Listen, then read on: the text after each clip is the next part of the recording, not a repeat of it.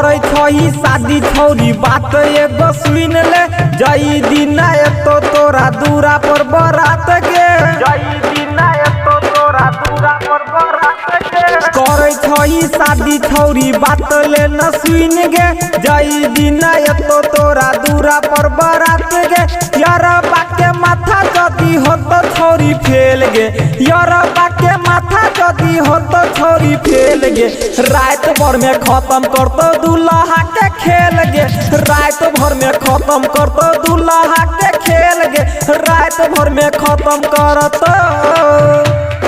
रात भर में खत्म कर तो दूल्हा के खेल गे रात भर में खत्म कर तो दूल्हा के खेल गे दूल्हा के खेल गे दूल्हा के मलंगिया म्यूजिक मधुबनी के शानदार प्रस्तुति।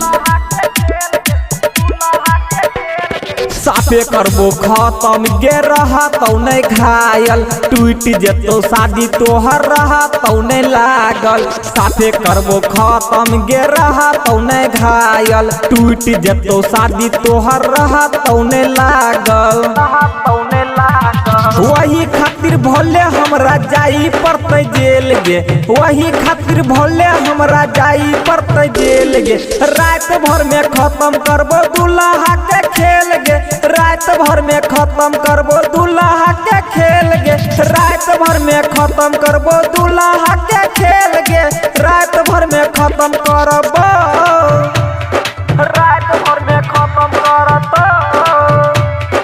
दूल्हा के खेल गे रात भर में खत्म करबो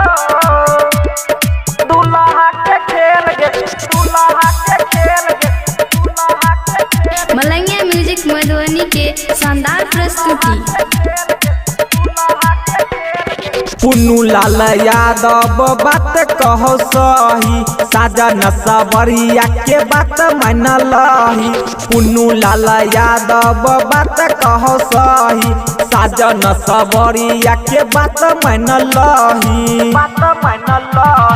शादी वाला रिश्ता के फेल कई देबोगे शादी वाला रिश्ता के फेल कई देबोगे रात भर में खत्म करबो दूल्हा के खेल गे रात भर में खत्म करबो दूल्हा के खेल गे रात भर में खत्म करबो दूल्हा के खेल गे रात भर में खत्म करबो।